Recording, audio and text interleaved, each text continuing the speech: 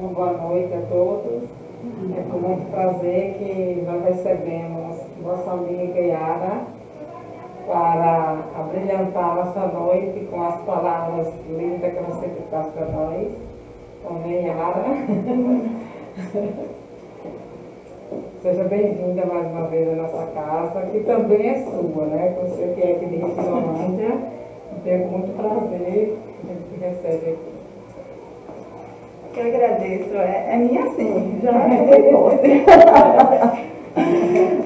Apesar que é interessante, as pessoas não entendem direito como é que você de Retirolândia, você é do lado do Caminheiros, né? Mas é como eu expliquei, há quase 30 anos atrás, quando eu conheci o Espiritismo, já foi lá.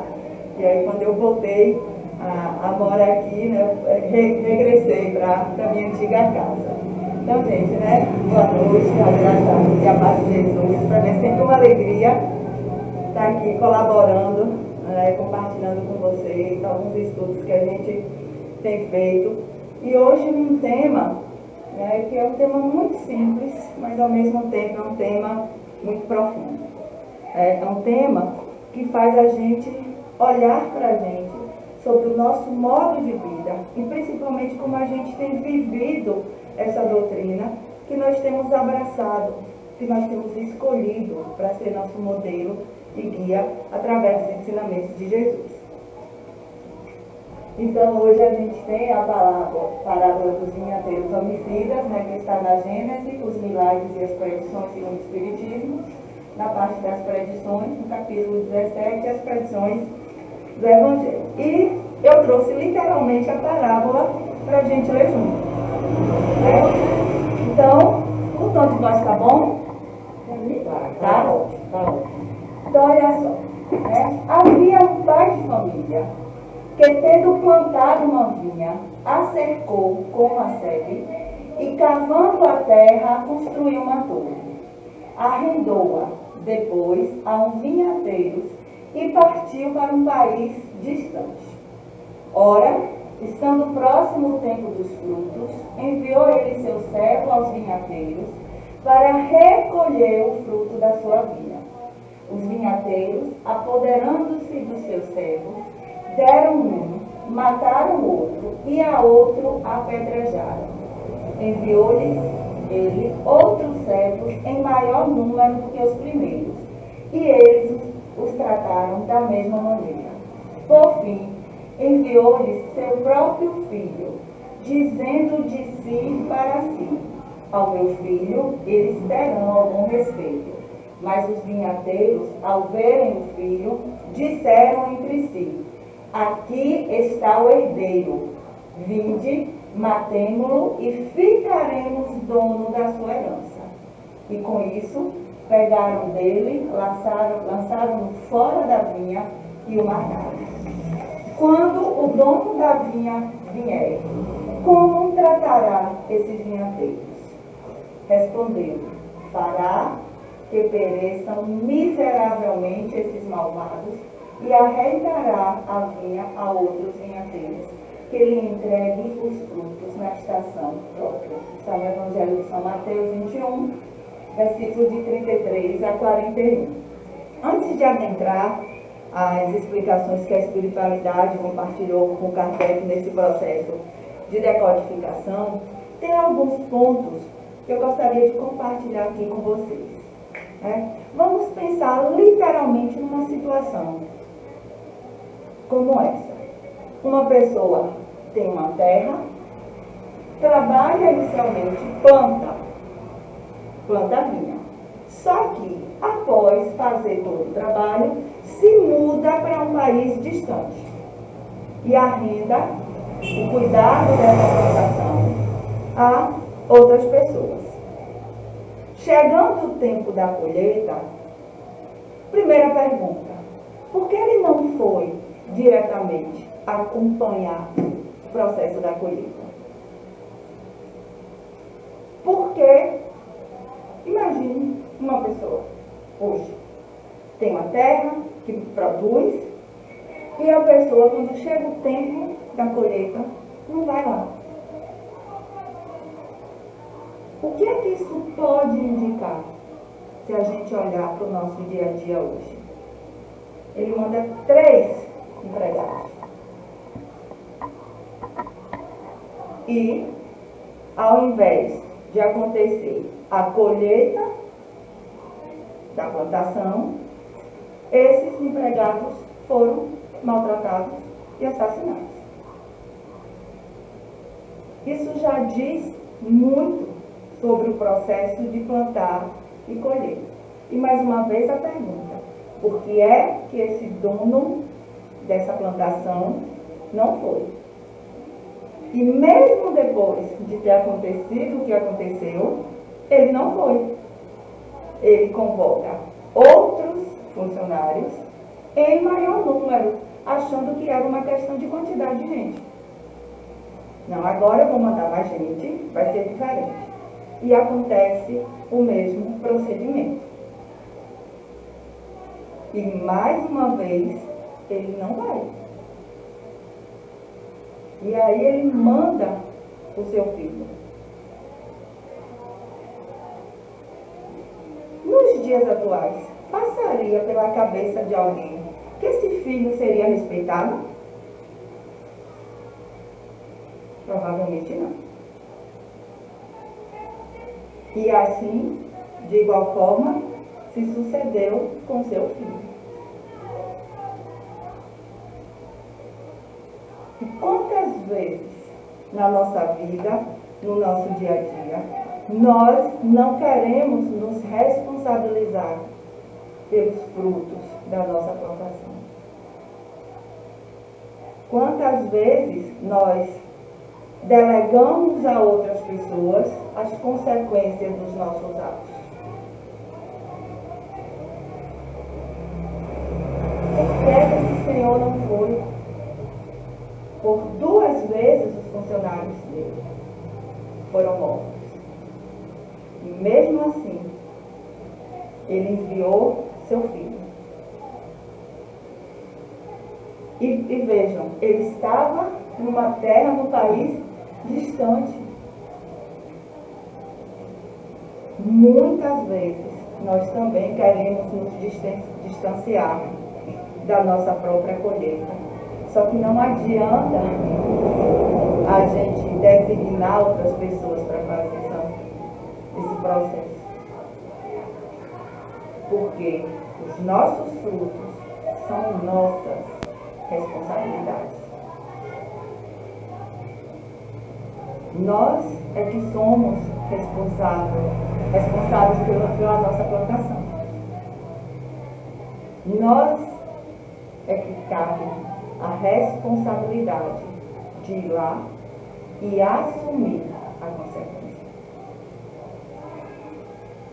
E eu trago aqui também essa reflexão, não é pensando só em coisa ruim não, porque muitas vezes quando a gente pensa em causa e consequência, é como se a consequência fosse sempre ruim. Eu estou falando das coisas boas também. Quantas bênçãos o Senhor oferece como consequência das nossas ações e a gente não vai colher. Quantas vezes nós não nos sentimos merecedores daquilo que Deus tem para nós?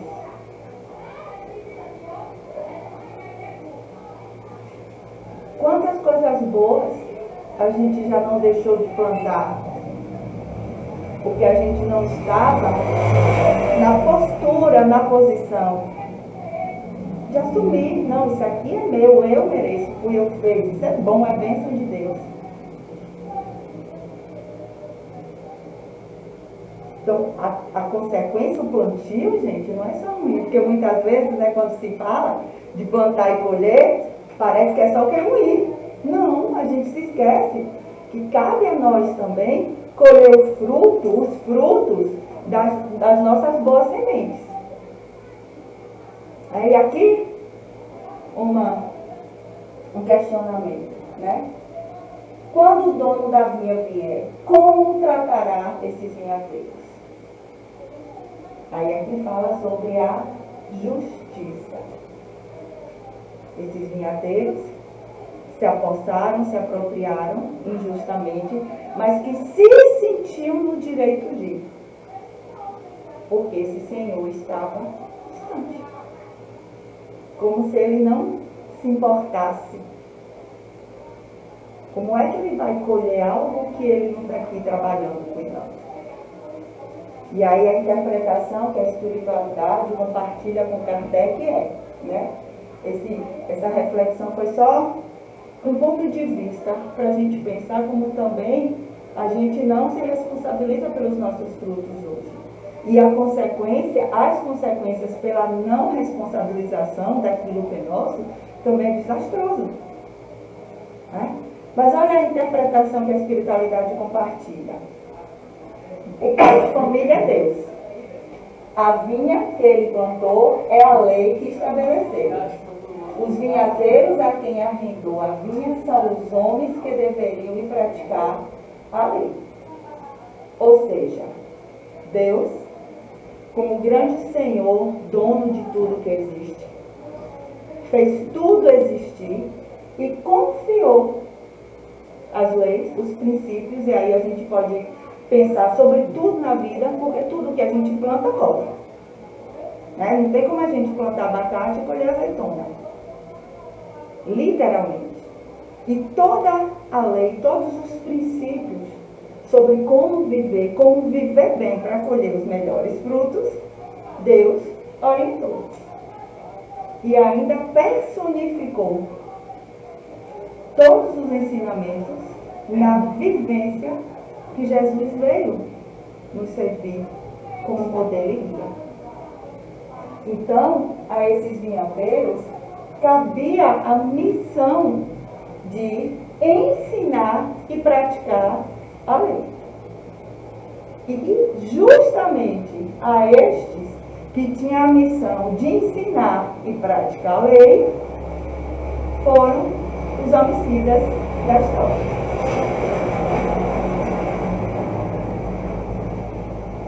Os servos que enviou aos arrendatários são os profetas, e estes últimos massacraram. A parábola anterior, o estudo anterior, fala sobre João, propagando a vinda de Jesus. Né? Seu filho enviado por último é Jesus, a quem eles igualmente eliminaram. E aí o questionamento que a espiritualidade traz. Como tratará o Senhor os seus mandatários, prevaricadores da lei? Da mesma forma que esses arrendatários cabia a função de cuidar e proteger aquela plantação, zelar por aquele espaço, cumprindo a função que eles aceitaram, porque né, o que é acordado não é caro nem barato, o justo não é nem apertado nem folgado, o que é o justo é na medida certa. E para ser justo, os dois têm que ganhar. A ideia de justiça é uma ideia de igualdade de ganho. Ganha, ganha. Tá? E, na medida que coube a estes esse zelo, esse cuidado por essa plantação, justamente eles se tornaram os homicidas que mataram aqueles que eles deveriam prestar contas. E como o Senhor vai tratá-los? Tratá-los-á como seus enviados foram por eles tratados, e chamará outros arrendatários que lhe prestem melhores contas de sua propriedade e do proceder do seu rebanho. Quando a gente faz uma leitura rápida, dá a entender que é como se Deus fosse matar, né? É como se Deus fosse matar. Só que vem lá na frente, né? As explicações. Assim aconteceu com os escribas, com os príncipes dos sacerdotes e com os fariseus. Assim será quando ele vier de novo pedir a cada um contas do que fez da sua doutrina. Aí aqui já começa a falar de nós. Que é que nós, e aí não só nós espíritas, todos nós que assumimos vivenciar o Evangelho do Cristo, E aqui eu estendo para todos os irmãos que se consideram cristãos. Que todo aquele que se diz porta-voz do ensinamento de Cristo, todo aquele que se diz discípulo de Jesus, é responsável pela doutrina que leva. E a nós vai ser questionado. E olha só o que é que a espiritualidade responde. Retirará toda a autoridade ao que dela houver abusado. Porquanto ele quer que seu campo seja administrado de acordo com a sua vontade. Aqui está dizendo como a justiça de Deus se aplica. Ou seja, aquelas pessoas que fazem uso da doutrina do Evangelho em proveito próprio, porque se não está de acordo com a vontade de Deus, significa que estão usando de acordo com os próprios desejos, com os próprios ensinamentos, com a própria forma de pensar.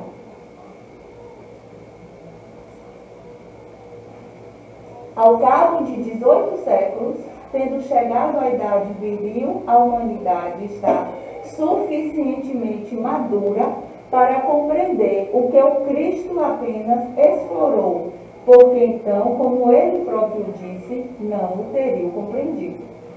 Ora, a que resultados chegaram os que durante esse longo período tiveram a seu cargo a educação religiosa na mesma humanidade? Então, diz assim, isso aconteceu com Jesus porque já estava previsto. Já era plano de que ele não seria compreendido. Mas o que aconteceu com Jesus nos serve de lição para aquelas pessoas que, assumindo esse cargo de educação religiosa, esse cargo de espalhar os valores do Cristo, o que é que essas pessoas estão fazendo? E se a gente analisar por um prisma específico, a partir do momento que eu uso uma doutrina, que eu uso o nome do Cristo em proveito próprio, é como se o Cristo eu estivesse matando também. Porque eu estou tirando ele do centro do ensinamento. Eu não estou cuidando da palavra. Não estou cuidando daquilo que me cabe expandir, fazer prosperar. Eu estou tirando o Cristo, estou colocando a mim mesmo. E não precisa falar muito para a gente olhar nosso país nesse momento. Nunca o nosso cristianismo teve tão descrédito como agora. E me dá uma tristeza. Me dá uma tristeza. Né? Porque para todos os lados. Isso não tem a ver só com o espiritismo. Estava falando de cristianismo no geral. Né? E olha só. Ao de ver que a indiferença sucedeu a fé. Indiferença com o quê? A indiferença tanto faz. E que a incredulidade se alçou em doutrina. Olha aqui duas palavras difíceis da gente professar. No reino de amor, de justiça, de misericórdia, de libertação, aqueles que seriam o porta-voz, aquele que seria a lanterna para conduzir até os ensinamentos do Cristo com a sua própria vida, né? Porque o chamado quer dizer, não é nem o chamado, é a convocatória. Ide por todo mundo e pregai o Evangelho a toda criatura. São Francisco de Assis vai e completa. Né? Se preciso, use as palavras. Então, como é que a gente propaga o Evangelho do Cristo? Não é com palavras. É com a ação. É com a minha vida. É como eu vivo. O zelo com os frutos do Evangelho tem a ver com a minha conduta. E olha as duas palavras. A indiferença e a incredulidade. A indiferença aqui, gente, é com o irmão, é com o próximo. Porque foi a indiferença dos vinhateiros, o sentimento de indiferença, que mobilizou os homicídios.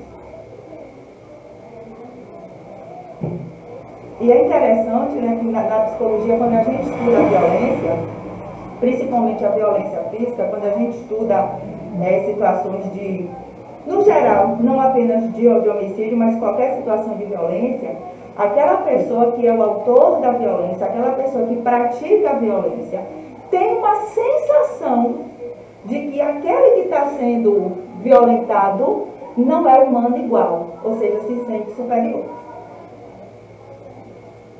É como se existisse uma legitimidade, um sentimento de superioridade para que o outro se torne objeto da violência. E é objeto porque não reconhece o outro como igual. Por que é que se mata mendigo, se bota fogo? Porque não é humano igual. Esse que é o sentimento. Porque a partir do momento que a gente reconhece qualquer humano como igual em humanidade, a gente está assumindo a irmandade que Cristo nos orienta. Apesar das nossas diferenças. Apesar da diversidade.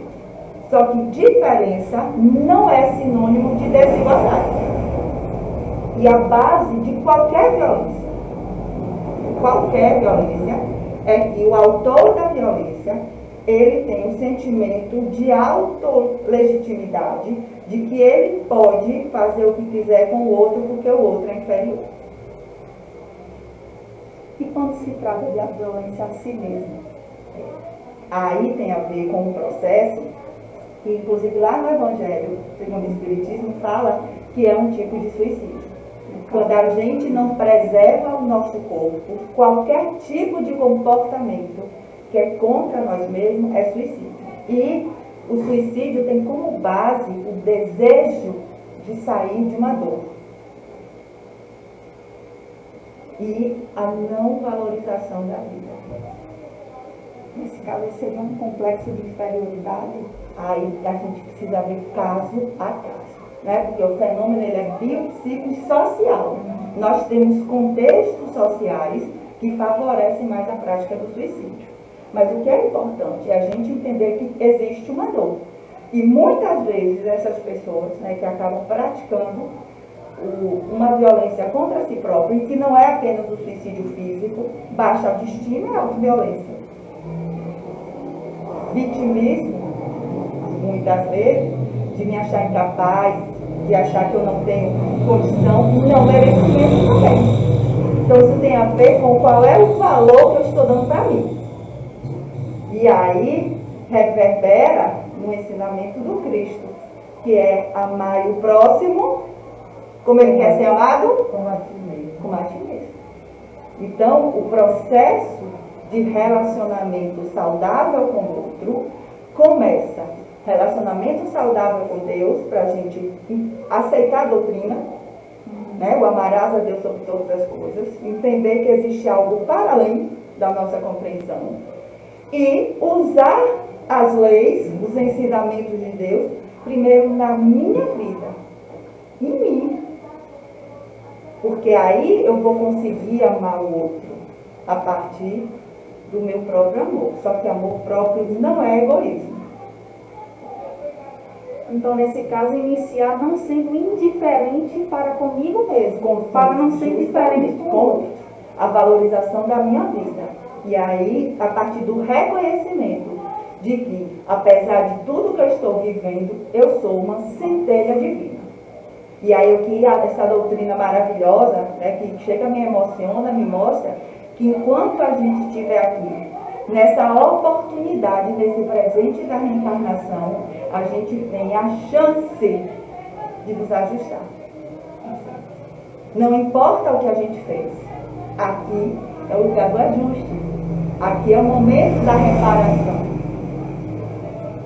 Né? E muitas vezes, assim, eu acho interessante que algumas pessoas no movimento espírita têm curiosidade de saber, né?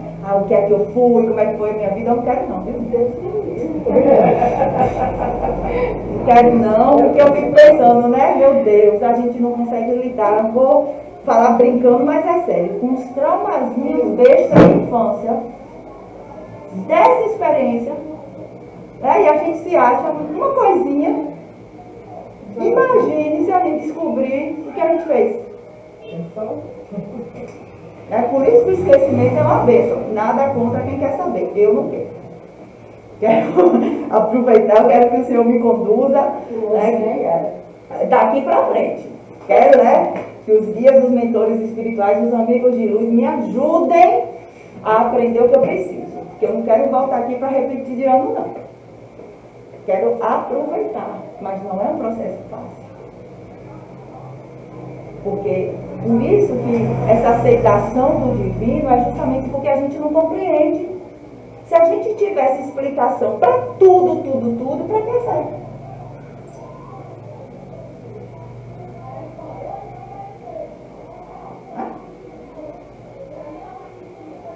E tem uma questão em relação à fé, porque apesar da fé ser um sentimento, a fé, ela se manifesta de uma maneira materializada. Então, a indiferença e a incredulidade. Ou seja, se tira Deus e se coloca o quê? O homem. E quando o homem, o ser humano, a humanidade, coloca a si próprio como centro, o que é que reina? O egoísmo. Que Kardec muito nos orienta, os amigos espirituais muito nos orienta, de que o egoísmo é o maior entrave da evolução. Não tem outro. O primeiro, o maior, é o egoísmo. Em nenhuma outra época, com efeito, o ceticismo e o espírito de negação estiveram mais espalhados em todas as classes da sociedade. O ceticismo, a ideia de que tudo é se questionar. Tudo. Ou seja, não se tem verdade, não se tem certeza. E onde é que a gente se segura? E a negação? E a negação, gente, né, a espiritualidade chama ali de espírito, só que existe um mecanismo de defesa psicológica chamado de negação. O que é isso? É que a pessoa constrói, elabora uma interpretação do mundo e, a partir dessa interpretação pessoal, ela analisa tudo que existe. E mesmo que os dados da realidade sejam o contrário daquilo que ela pensa, ela nega os dados. Não tem uma flexibilidade para dizer, será que não pode ser? Não. É uma negação de tudo aquilo que é diferente do que eu tenho como verdade. Né? Tem uma história de um médico psiquiatra lá no iniciozinho do século XX, que chegou um paciente com um transtorno severo e que ele dizia que estava morto. Ah, doutor, eu estou morto. E aí, né, o médico chegou para ele e disse assim, fulano, repita, os mortos não sangram. Os mortos não sangram. Você vai passar o dia inteiro, por 7 dias, se dizendo isso. Os mortos não sangram. Os mortos não sangram. E aí ele volta, 7 dias depois, para a consulta. O médico vai lá, corta o dedo dele.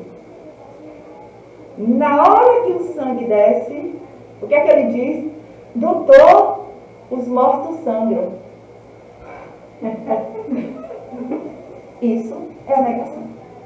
Meu Deus, não adiantou nada o que eu pedi. Né? Ou seja, esse espírito está entre nós. Né? Então, isso também faz com que a gente, aquelas pessoas que se propõem a viver o Evangelho de Cristo entendam que tem algo, que tem uma barreira, né, na psicologia a gente chama de fronteira, que a gente não tem como ir além. Ou seja, chega um momento que não tem conversa, não tem argumento, que vai questionar a nossa conduta, e aí qual é o melhor que a gente faz pela pessoa? Orar. Uma pessoa está no fundo do poço, Yara.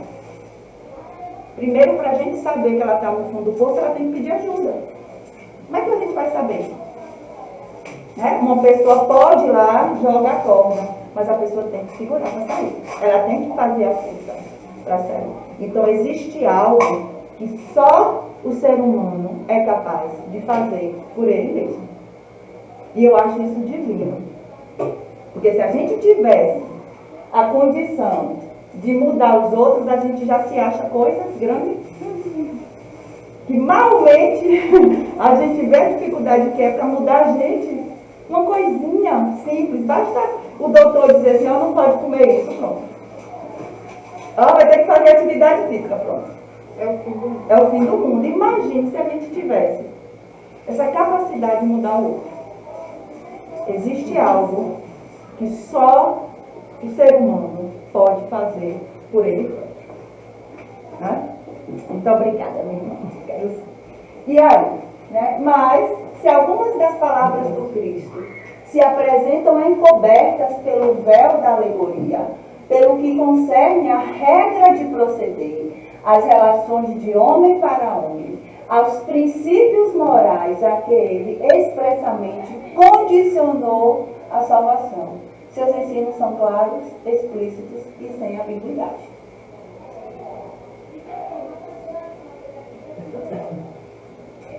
Mais direto impossível, né? Olha só.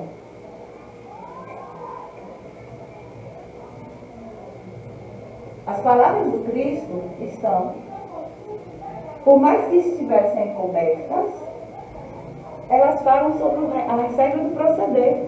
Ou seja, sobre a maneira que a gente age.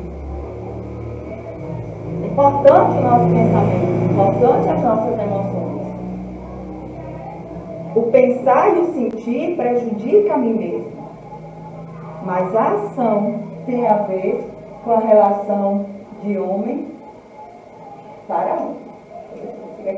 As relações de homem para homem, do ser humano para ser humano. Não existe vida com Deus. Não existe evangelho do Cristo sem a base da nossa relação uns com os outros. Não adianta a minha intenção. A intenção tem um valor desde que a ação seja coerente.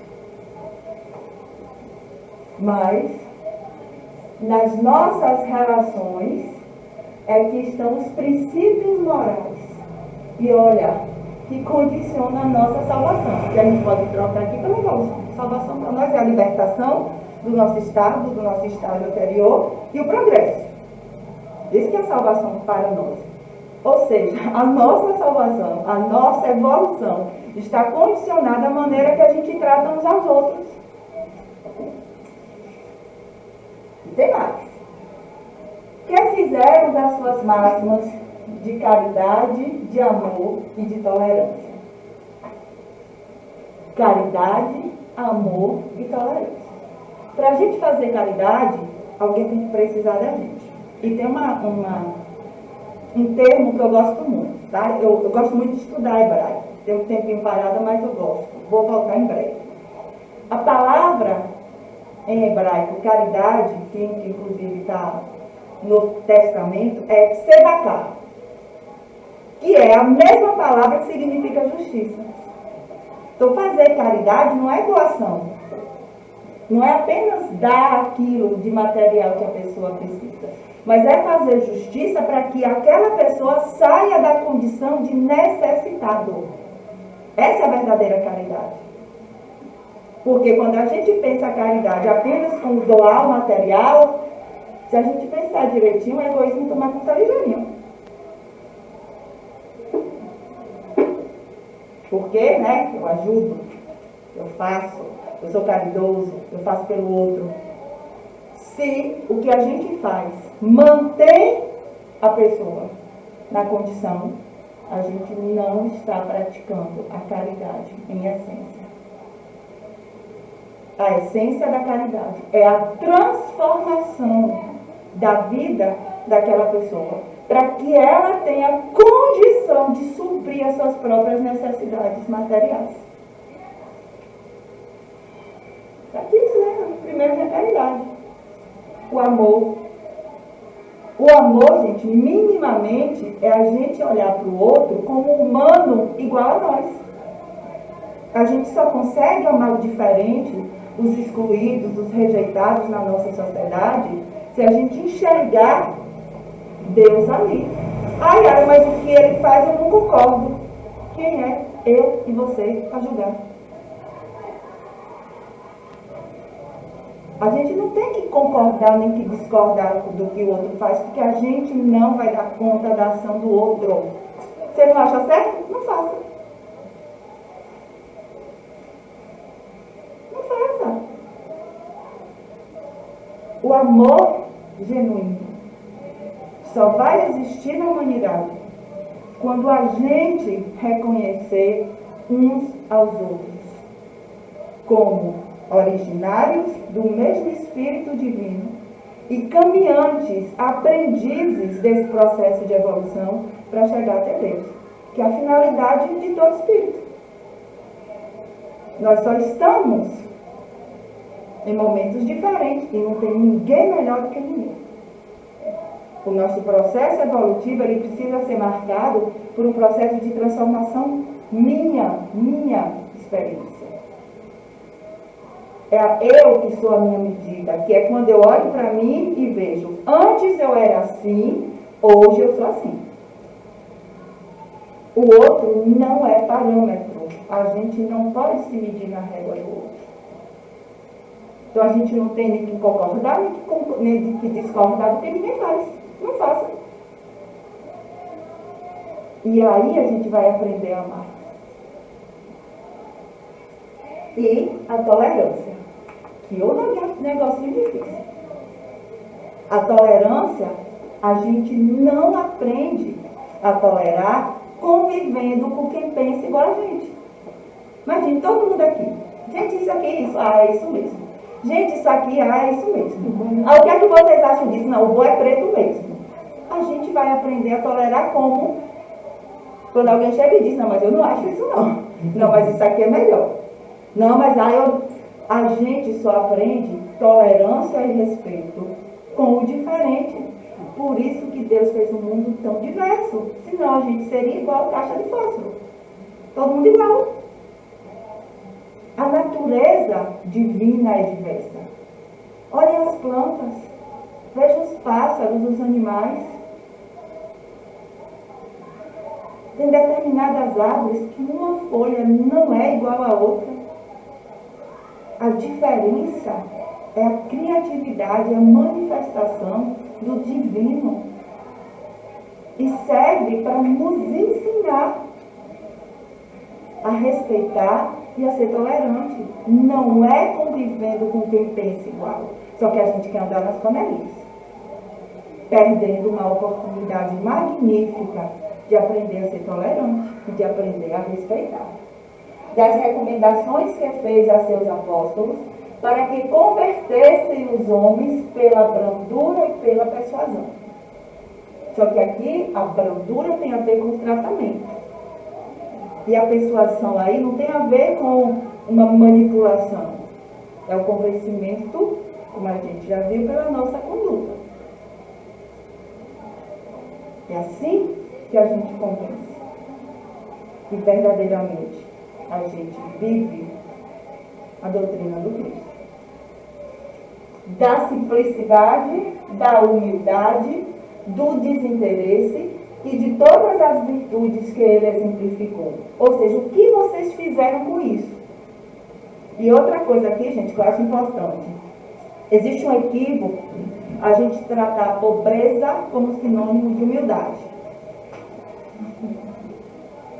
Tá? A palavra humildade significa vindo do humus, da terra. Existem pobres egoístas e avarentos e existem ricos humildes. Tem nada a ver. Tá? Quando a gente falar de uma pessoa em privação material, a gente não pode dizer que é humilde, é pobre. Porque senão a gente acaba levando essa característica para uma relação de privação de matéria. E não é isso. Como se uma pessoa que vivesse em condição de riqueza, por exemplo, não fosse humilde. E aí a gente generaliza. E não é isso. Porque existem pessoas, inclusive, que estão nesse planeta em missão e que a riqueza é um meio de propagar o Evangelho. O problema não é a matéria, é o apego a ela.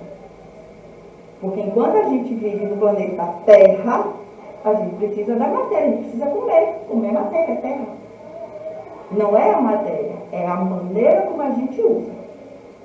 E não é ter ou não ter que faz uma pessoa humilde, é como a pessoa vive. Tá? Em seu nome, os homens se anatematizaram mutuamente e reciprocamente se amaldiçoaram. Ou seja, se machucaram e se amaldiçoaram. Estrangularam-se em nome daquele que disse: todos os homens são irmãos. Ou seja, irmãos mortos em nome de Jesus. Está aqui.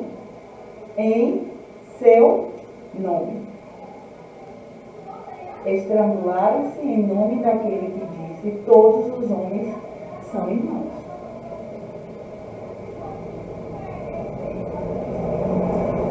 Do Deus infinitamente justo, bom e misericordioso, o que ele revelou, fizeram Deus cioso, cruel, vingativo e parcial. Aquele Deus de paz e de verdade, sacrificaram nas fogueiras pelas torturas e perseguições muito maior número de vítimas dos que em todos os tempos os pagãos sacrificaram aos falsos deuses. Venderam-se as orações e as graças dos céus, em nome daquele que expulsou do templo os vendedores e que disse a seus discípulos: dá de graça o que de graça recebeste. Aqui é pesado, forte. Aquelas pessoas, nós que abraçamos essa doutrina, sem perceber, dependendo de como a gente trata o outro, a gente pode praticar homicídio em nome de Jesus. E a Bíblia diz que a gente não precisa matar para se tornar um homicida. Aquele que desejar morte do seu semelhante já praticou. Nas leis do homem, não. Você precisa do ato. Mas desejo. Porque aí tem a ver com a vibração. Se eu baixo a minha vibração para o ódio, para o rancor, para a mágoa, que tipo de espíritos eu vou atrair para o meu lado? Assim aconteceu com os escribas, com os príncipes dos sacerdotes e com os fariseus. Assim será quando ele vier de novo e pedir a cada um contas do que fez da sua doutrina. Então, que tal se hoje a gente deixar cada um cuidar da sua vida sem julgamento? Cada um se focar naquilo que tem para apresentar. Porque cada um só vai dar conta de si. E Deus é que vê do alto, é que sabe o coração, é que vê o que a gente não vê. A gente não sabe. Deus é que compreende tudo. Tem várias passagens que nos esclarecem assim: aquilo que aparenta ser mal pode não ser bem o mal que a gente acha que é. Está lá no Evangelho, segundo o Espiritismo. Por isso que não nos cabe julgar. Cada um vai dar conta do que fez da sua doutrina. Qual é o sentimento de vocês? Eu me sinto livre. Para mim isso é liberdade. preciso me preocupar com os outros. Porque o meu plantio tem a ver com as minhas sementes, então eu vou cuidar das minhas sementes. A colheita é sua. Como a colheita Posso auxiliar é. quando o outro pedir ajuda, Cada um mas eu com não sua posso colheita. me responsabilizar pela colheita do outro, nem pelo plantio. Retirará toda autoridade ao que dela houver abusado. Ó, igual com os vinhateiros. Porquanto ele quer que seu campo seja administrado de acordo com a sua vontade. Tá? Isso aqui eu já passei. Quem diria o Cristo se viesse hoje entre nós?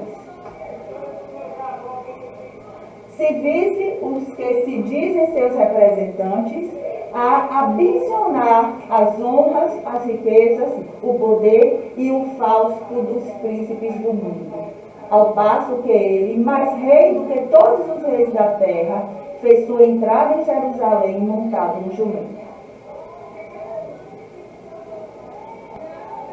Não teria o direito de dizer que fizeste dos meus ensinos, vós que encessais o bezerro de ouro e que dais a maior parte das vossas preces aos ricos, reservando uma parte insignificante aos pobres. E aqui vou dar uma pausa. Mais uma vez, isso daqui não tem nada a ver com quantidade de matéria. Aqui está falando de apego. Das pessoas se sentirem melhor por terem mais condições materiais. E serem reconhecidos como seres melhores por conta disso. É isso que ele está dizendo. Dais a maior parte das vossas preces aos ricos. Não tem problema. Só que o problema vem na frente. Reservando uma parte insignificante aos pobres. Ou seja, tratamento diferente devido à condição material. Tratamento dado a partir de uma bússola material. Como se aquelas pessoas fossem melhores de alguma forma. E muitas vezes vem em condição de riqueza material para passar por provas e privações também, provações também. Para dar conta. Sem embargo, de haver eu digo, os primeiros serão os últimos e os últimos serão os primeiros nos reinos dos céus, mas se ele não está carnalmente entre nós, está em espírito. E como o Senhor da parábola virá pedir contas aos seus vinhateiros do produto da sua vinha, quando chegar o tempo da colheita. Nós não temos como fugir. Nós não temos como fugir da nossa colheita.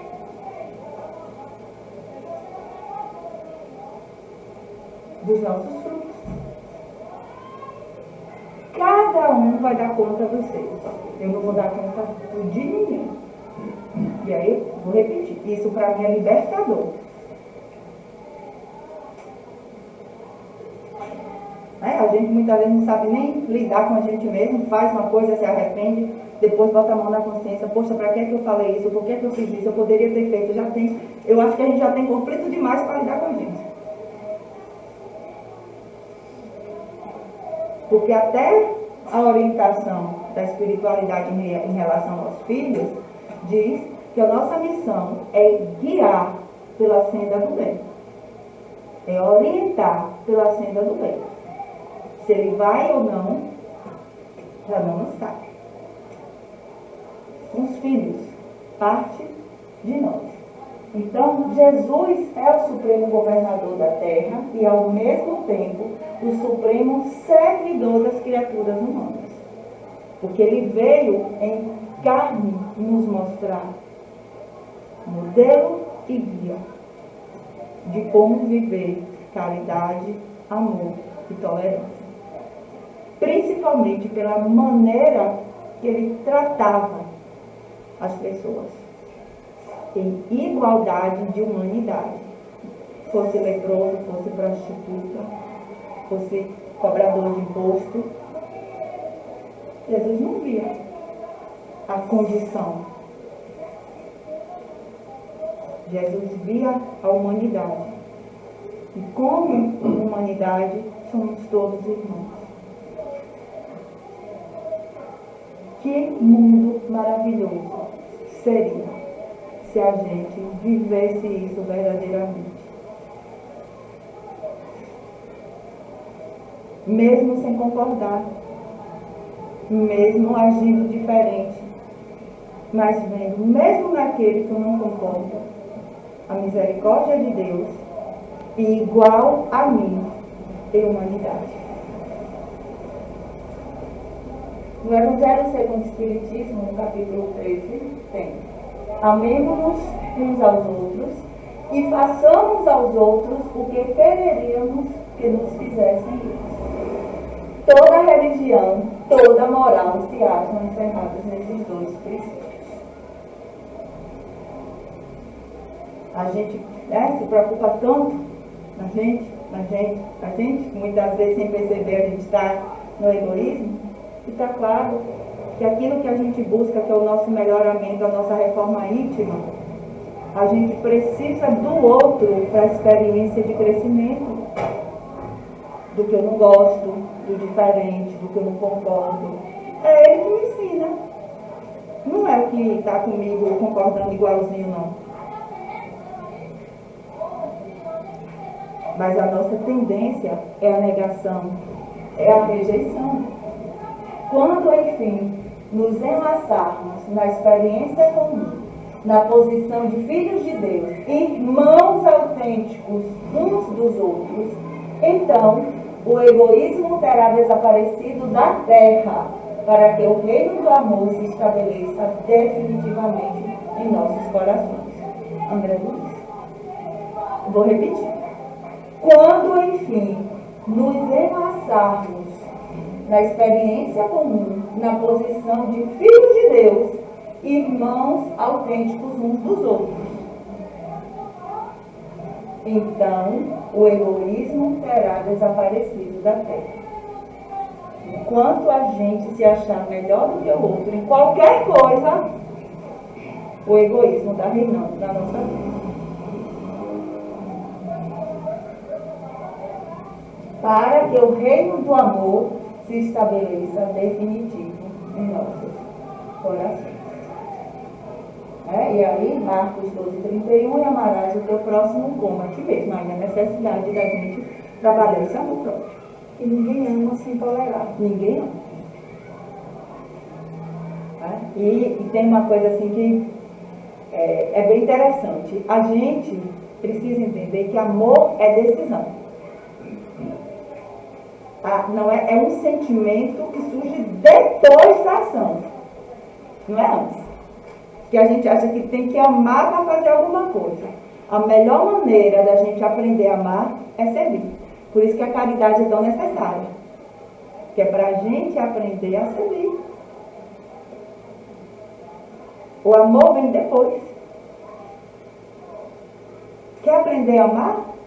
Sirva. Quer aprender a amar a pessoa em situação de rua, a prostituta, os excluídos? E quando eu estou falando aqui, eu não estou usando como exemplo de que eles são menores do que nós. Não, de jeito nenhum. Muitas vezes eles estão ali com a nossa oportunidade de sair do egoísmo. É a oportunidade que eu tenho para aprender a servir. Porque eu que preciso dessa experiência. Para matar o meu egoísmo, para deixar me achar melhor.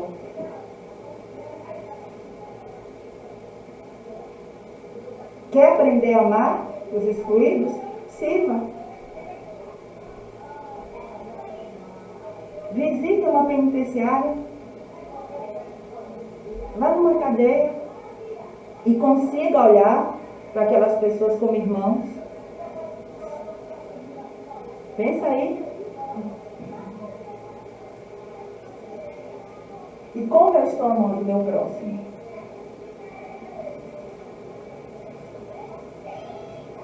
Hoje a gente está tudo assim, né? armado. Dando a mão e atrás. Tudo reativo. Fulano me olhou feio. Fulano me deu uma piada, às vezes a pessoa nem deu. A gente está tão sensível, porque a gente está tão distante da nossa essência divina. A gente está tão preocupado em agradar o outro, na autoviolência, na baixa autoestima, que a gente fica reativo. Porque fulano demorou de me responder no WhatsApp, porque as pessoas ficam contando o tempo que a outra vai demorar para responder. Ô gente, vida de adulto, pelo amor de Deus, o outro está ocupado, não está à sua disposição, vai responder sua mensagem.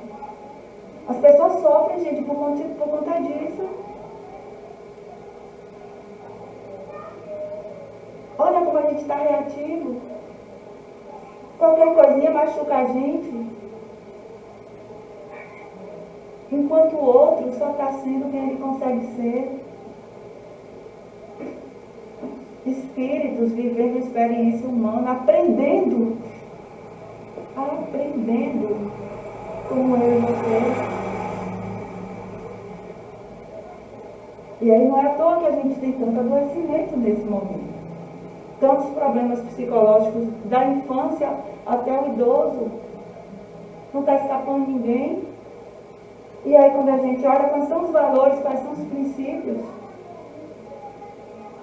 que a gente está plantando na nossa casa, com a nossa vida, com a nossa conduta. Olha Mateus 25, 35, o que é que Jesus diz? Porque tive fome e deste-me de comer. Tive sede e deste-me de beber. Era estrangeiro e hospedaste-me. Então Deus permite que essas pessoas vivam nessa situação para me ensinar e para te ensinar a seguir. Para aprender a olhar para aquela pessoa e mesmo para além de tudo, enxergar que aquele espírito ali veio de Deus, só está perdido, desorientado. E eu estou fazendo o quê para auxiliar nesse momento? Semelhantemente, toda árvore boa dá frutos bons, mas a árvore ruim dá frutos ruins. E aí é onde muitas vezes a gente não quer assumir a nossa colheita. Mas eu fiz isso por causa de fulano. Mas eu fiz isso, e aí a gente está assim, de justificativa e de culpabilização do outro. Porque a gente não quer perceber que a nossa condição de vida hoje é colheita dos nossos atos lá atrás. A gente lembrando ou não. E que nos cabe a oportunidade de nos ajudar. Para que juntos a gente cresça, a gente evolua, mesmo convivendo com as diferenças. Olha o que Kardec diz. Toda ação produz seus frutos. Não são algumas. Toda ação produz seus frutos. Doces são os das boas ações. Amargos sempre os das outras. E aqui eu trago novamente essa reflexão. Que a gente aprenda também a colher os frutos bons, as bênçãos. Que a gente reconheça, olha, isso daqui chegou na minha vida agora, é consequência da minha dedicação. Isso daqui chegou na minha vida agora porque eu estou colhendo o que de bom eu já fiz. Isso não é egoísmo, isso é gratidão. Porque se a gente fica também se achando, se considerando a pior das pessoas, isso também é egoísmo. Coitadinha de mim, o coitadismo é egoísmo, tá, gente? A gente pode até falar sobre isso depois. Porque é de uma outra maneira, mas assim, o que é o egoísmo? É achar que o mundo gira em minha volta. Então, se eu sou a pior pessoa do mundo, onde é que eu estou? No centro do mundo. Eu sou a pior do que todo mundo. É egoísmo também. Não é só a gente se achar melhor, não. E, quando fala dos frutos doces, os frutos doces, que são consequência das nossas boas ações, são esses daqui. Estão lá em Gálatas 22, 23. O fruto do Espírito é amor, alegria, paz, paciência, amabilidade, bondade, fidelidade, mansidão e domínio próprio. Contra essas coisas não há lei. E se a gente voltar aqui e diz que os frutos doces são boas ações, e eu olho para cá e vejo que eu não estou vivendo isso, é o momento da gente pensar quais são as nossas sementes.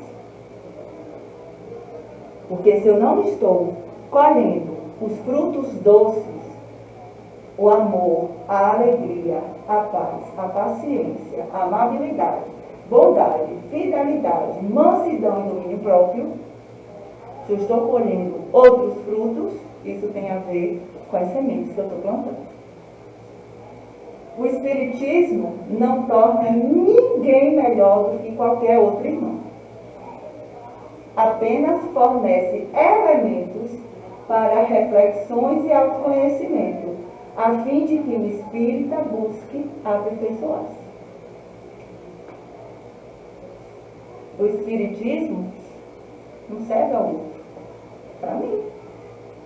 Eu que escolhi abraçar essa doutrina. É no Espiritismo que eu tenho as orientações, as reflexões, para desenvolver o meu autoconhecimento e buscar o meu próprio aperfeiçoamento. Se em algum momento eu me sinto melhor, porque eu conheço a doutrina, ou porque eu tenho tantos anos de Espiritismo, ou porque eu me acho intelectual, ou porque eu acho que eu sou qualquer coisa, a gente está no egoísmo, sem perceber. E que a gente aprenda a olhar os nossos frutos. Mas nesse momento, sem julgamento, entendendo o nosso processo, que a gente plantou aquelas sementes porque a gente achou que eram as melhores naquele momento. E é colhendo agora que a gente pode separar os bons frutos e dos frutos que não servem. E aí, quais são as sementes que eu vou replantar? Dos frutos ruins? Não, dos frutos bons. Então, gente, gratidão, que Deus os abençoe e nos conceda uma semana de paz e bom retorno aí dos nossos irmãos.